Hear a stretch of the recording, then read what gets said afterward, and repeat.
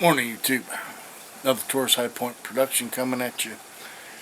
I'm going to talk today about the Midway.com's Pietta 36 caliber Navy naval scroll.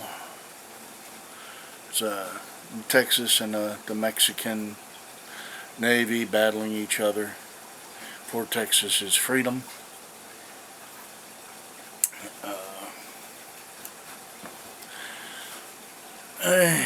I received it, had a hard time getting it apart, getting the barrel separated. Something for a pointer here. On each end there was, and on each side, it was like where the metal had been punched through, or somebody tried to cut through it to create that hole. On each end there was globs, metal left over that wasn't quite finished, and that really created some barrel problems and fitting, getting it apart. So with some haphazard files, I got it knocked down. Now on this side, that's my file marking, but the rest of this is all tool marks that I got that came with. Even over here, that's the worst one, but they're all mainly tool marks that come with the gun when they send it out. I had to literally hammer and screwdriver, well, I shouldn't say hammer and screwdriver, hammer and brass punch. That's actually what I used to separate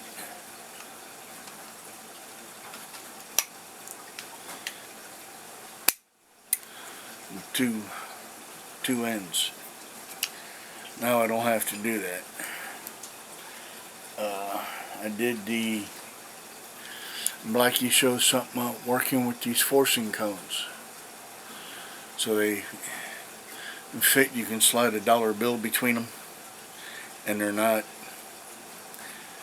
exclusively tight, that the barrel or the cylinder revolves freely between the barrel and the frame of the gun. I had to do that. Overall, right out of the box, for me, it hits to 2-point. I've got a little more knowledge on actually shooting this stuff than I do working on it, so I'm able to use Kentucky windage, and it didn't bother me at all. Others might have an issue with that. They might want to later date carve or scribe this rear sight, which I'm going to do later, make it, different levels. But for right now, it's hitting a point of aim at 20-25 yards. I'm not going to complain. It's a 36 cal. It's Navy. It has had some issues where I had to retool and fit everything. After I filed, I should work that off there. I think I got that far enough back. Yay! I took a piece of, I think it's 320 grit, 320 grit sandpaper, wet dry. It's just a piece. Took it,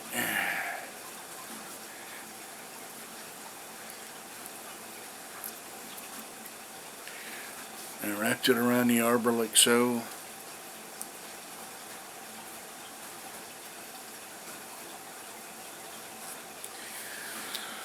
Threw in a little piece of tape to hold it, and I just sat here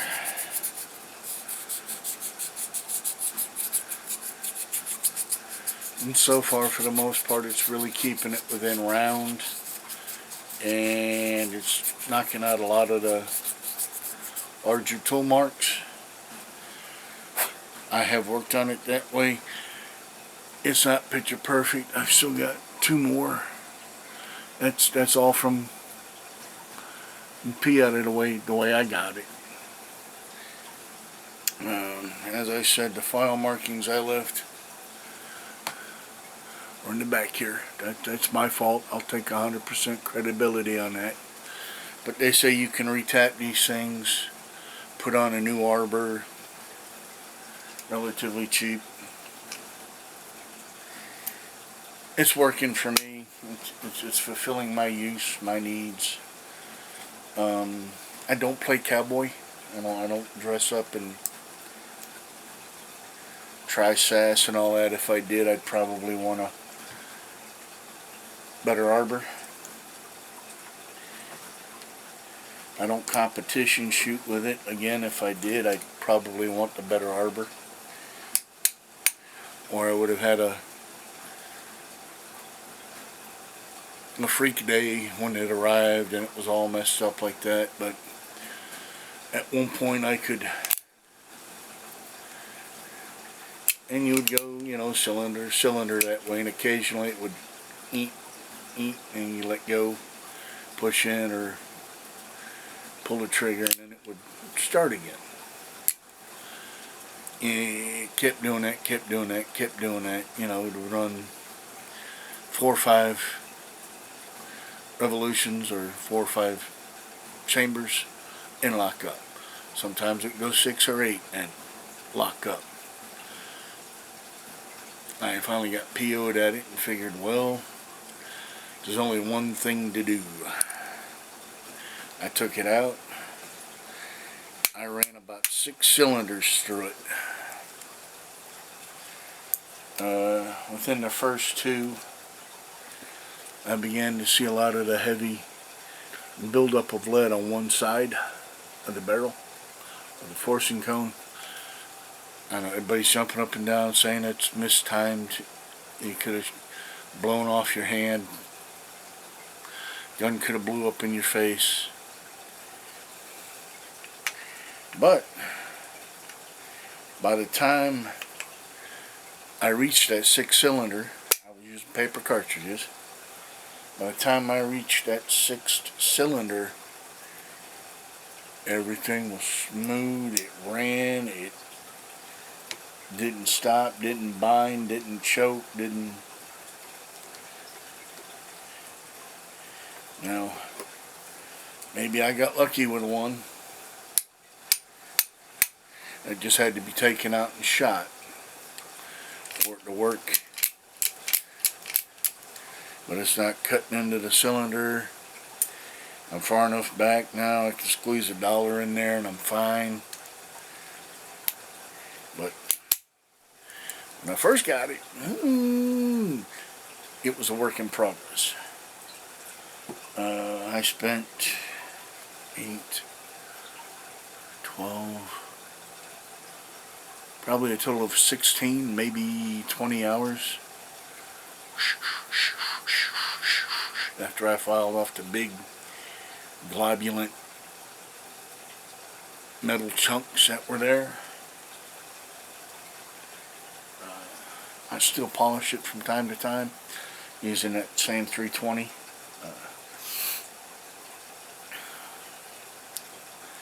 But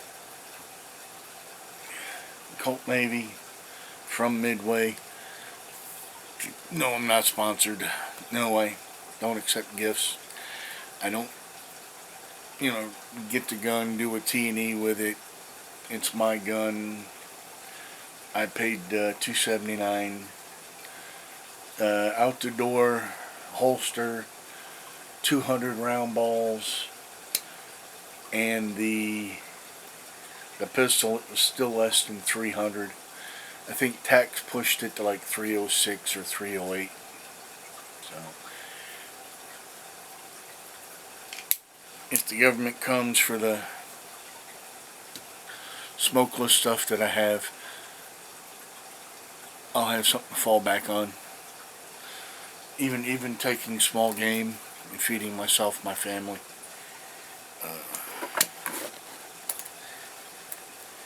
And black powder would be the way to go. Now,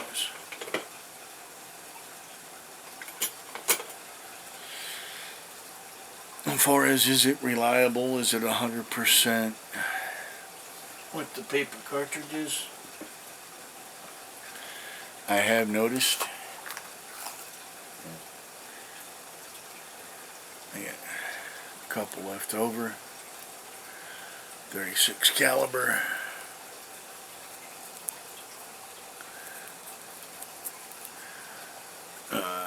What I have noticed is that good, bad, the ugly, that's straight truth. Around the cylinder gap here, between the cylinder and the forcing cone, sometimes paper will get wedged out of there, and it'll jam it. Of course, notorious for cap jams all day long with this thing. And I've even got the slick shot nipples on it. So, well, honestly, out of 6 cylinders,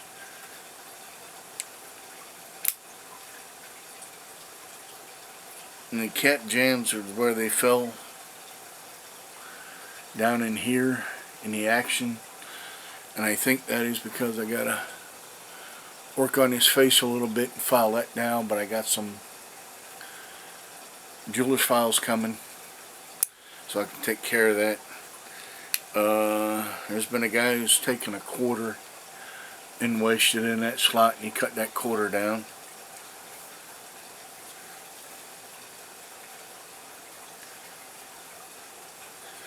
But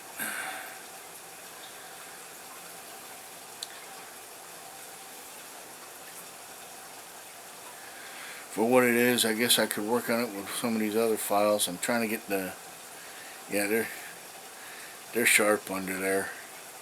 I definitely got to get a jeweler's file in there. But let's call it 312. 2 boxes of round ball. The holster is a triple K. Some use a flap style holster over it. I just used the triple K. I try not to be out in the rain with it or out in eel weather, but the holster is coated with mink oil, so that way if I do get stuck out in the rain, we're gonna be fine. May not be perfect. I might have, of course, bring it home, dry it, clean it up. But other than simplistic cleaning or stuff like that, I use simple green, mean green, whatever I got on hand, something like that. Either simple green or mean green. Some use crud cutter. As far as lubes and wads, if you're using paper cartridges, you can't put a wad in there because the wad will contaminate the paper if you leave them sitting like I did with the last 2. But I use those for basically viewing purposes.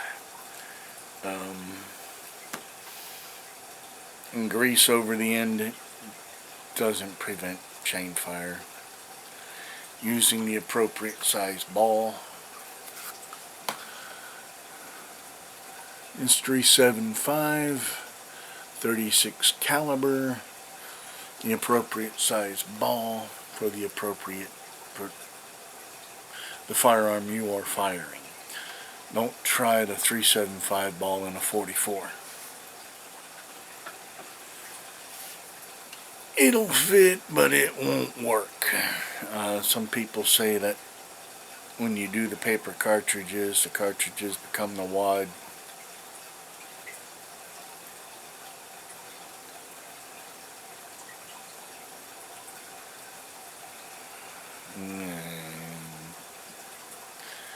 again, we're all in different teams and different camps. I see where the wads and the grease. Now, if you're working with a lead bullet and a 50 cal, either the 320 grain or the 270 grain, 250 grain, those funky Lee rifle bullets, real rifle engraved, that loading, the felt wads really help those to keep them accurate and tracking. I used to think that the felt made the gas seal in these revolvers. Again, that seal is created by the size of the lead ball you're using. If you use a 36 cal 375 ball and a 44, you chain fire all day long. And using the wrong caps can create a chain fire if you've got both nipples covered with the same cap, or one of the caps falls off the next nipple and coming into play.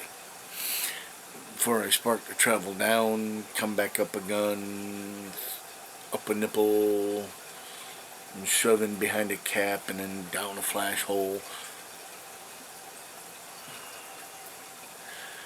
A bit far-fetched.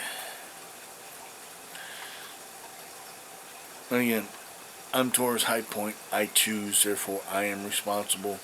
You choose YouTube. You will be responsible. Taurus High Point signing off.